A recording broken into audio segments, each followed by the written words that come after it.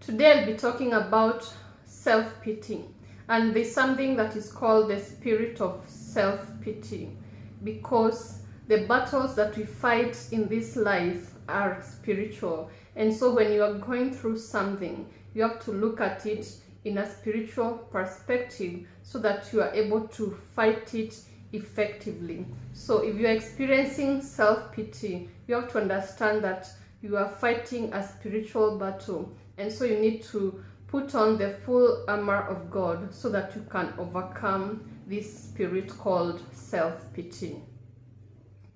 Self-pity is a state where you feel sorry for yourself. So you are in this prolonged state where you are feeling sorry for yourself, maybe because of your inner state, maybe because there's something within you that you feel is deficient or flawed, or you feel like you have many weaknesses, and that takes you into a state where you feel sorry for yourself. It can also be because of external experiences. Maybe you have experienced so many difficulties in your life, and this drives you in a situation where you start feeling sorry for yourself. So it's a state where you feel sorry for yourself, and not just once. It's something that is continuous. And so when you experience something like this, you need to understand that it's a spiritual problem, and you need to fight so that you overcome it. So self-pity is a situation where you dwell too much on your problems. So you keep thinking about your problems. You keep dwelling on your sorrows. You keep dwelling on your negative experiences and your shortcomings. You do not see your strengths. You only see your weaknesses. You dwell too much on your shortcomings and the misfortunes that you have experienced in life. So it's a state where you keep thinking and dwelling too much on the negative and on the past, and this can keep you stuck in life. So there are many signs of self-pitying. Some of them include you keep thinking about your problems. Like I've said, your problems occupy your mind. You keep thinking about the problems that you have gone through in life. It's a sign that you are operating in self-pity. You seek sympathy from others. Because you dwell too much on your problems, you keep seeking sympathy from others. You keep telling people the many problems that you are going through. You keep telling people how difficult your life is, and in so doing, you seek sympathy from other people. Then you live in the past. You don't live in the present. You keep living in the past. You keep thinking about what happened in the past, what people did against you in the past, what people said against you in the past, the problems that you have experienced in life. That is how you live your life. You are stuck in the past, and you are in a negative cycle of self-pity. You have low self-esteem and you don't love yourself. Because you keep thinking about the negative, you keep dwelling on your shortcomings. This lowers your self-esteem, and you feel like you don't love yourself because life has not been good to you. You say life has not been good to you. You say you have so many shortcomings, and so this lowers how you esteem yourself. You don't love yourself. You don't take care of yourself. You have persistent negative emotions. Because self-pity is a state where you keep thinking and thinking about the negative experiences, the past, then this leads to negative emotions that are persistent in your life. You persistently feel sad. You feel angry. You feel angry at yourself because of the mistakes that you have done. You feel angry at other people because of maybe how they have treated you. You feel angry at life in general. So you have these persistent negative emotions in your life. Those are some of the signs that you are operating in self-pity. So what are the consequences of self-pity? If you're a person who is operating in the spirit of self-pity, what does this lead? What are the negative effects in your life? First is that it prevents you from taking actions. To feel sorry for yourself, you don't see your strengths, you operate in fear, you live in the past, and this blocks you from taking actions. So you become inactive. Maybe you have goals that you would like to achieve, but self-pity is blocking you from moving forward and from achieving your goals. It blinds you to the opportunities available to you. Because you are in this negative state, you're not able to see the opportunities that are available to you. And because you don't see those opportunities, then you don't take up the opportunities. And so the opportunities pass you by. So you don't see the opportunities, and so those opportunities end up passing you by. It harms your self-esteem and also increases the risk of you developing mental health challenges like anxiety and depression. Because of this constant negative thinking pattern, you become at risk of developing mental health challenges like anxiety, like depression, because you keep thinking about the negative, you live in the past, and this affects your mental well-being.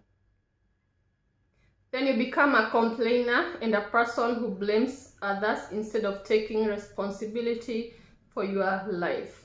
You blame others.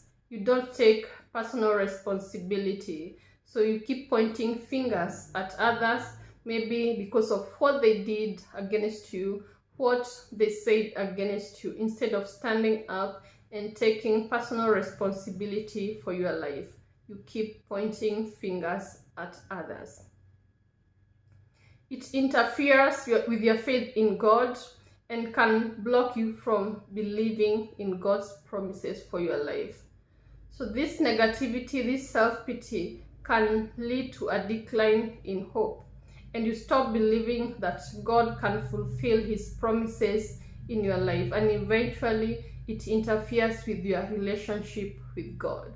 So this is a serious problem that needs to be addressed. So it also interferes with your relationship with people.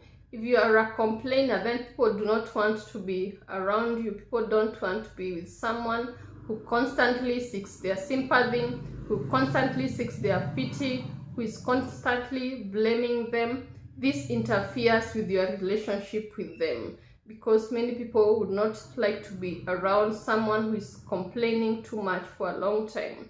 And so you will see that your relationships with people around you will start to go down. So how do you overcome self-pity? Number one is that you need to stop dwelling on the past. You have to understand that the past is past and there's nothing that you can do about it. So stop dwelling on the past.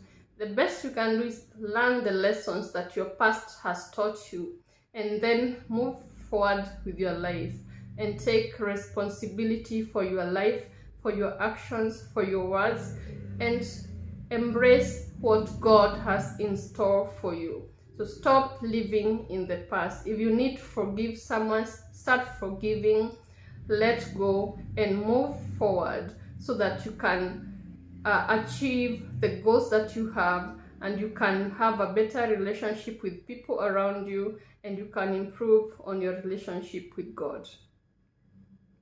Then change your thought patterns. Stop thinking about the negative. Change your thought patterns. Break that cycle of negativity. And also acknowledge your strengths. Stop dwelling on the negative. Stop dwelling on your shortcomings, and acknowledge that there are areas that you are strong in, and you can use those strong areas to achieve milestones in your life. So change your thought patterns and start thinking the positive, start thinking the good things, start feeding your mind with things that are good and things that will help to build you up. Then start taking responsibility for your life. It's important for you to take personal responsibility. When things go wrong in your life, stop blaming others and see the part that you played in the outcome that whatever has happened has led to. So start seeing the actions, start seeing your actions, or the worst, or the role that you played in how your life has turned out to be. So this is very key, because it will help you in your personal growth, because you'll not be blaming others, you'll take personal responsibility, and you'll be accountable for your life. Then be of service to others. Instead of being self-absorbed, start being of service to others. Go out there and serve others in the best way that you can. This will help you to stop feeling sorry for yourself. You'll start seeing that, there's something that you can do in this world. You have good qualities, you have strengths, you have something to offer. And this will help to improve your life. And you start seeing yourself in a much better way. It will help you to increase your self-esteem. It will help you to have a better health overall, physically, mentally. This service to others is very key, as it will help you see that you have strengths, you have something to offer in this world. Another thing is that you can get professional help. If this is something that you see that you cannot do it alone, you can seek professional help from therapists, from a coach, as they are well trained to help you see things that you cannot see. They give you the insight that you need. They will help you to process the things that have held you back. So professional help is key, especially if this is something that has been going on in your life for a long time. Then seek spiritual support. Like I said in the beginning, there's a spirit called the spirit of self-pity, and so you need to seek deliverance. You need to seek spiritual help so that you are able to overcome this evil spirit, because the battles that we fight are spiritual. Seek support from servants of God. You need to pray, you need to fast, you need to get into the Word of God so that you can overcome this spirit of self-pity. And also you get to understand where it came from so that you can break that cycle and improve your life and start living a life where you take responsibility for your life, a life where you see the positive, a life where you see your strengths and you see that you have something to offer in this world. So that's all for today. Thank you so much for joining me. I hope that this topic has been a blessing to you. May God help you to overcome self-pity if this has been a problem in your life. Remember that God is more than able to help you overcome any challenges that you have been facing in your life. May God bless you.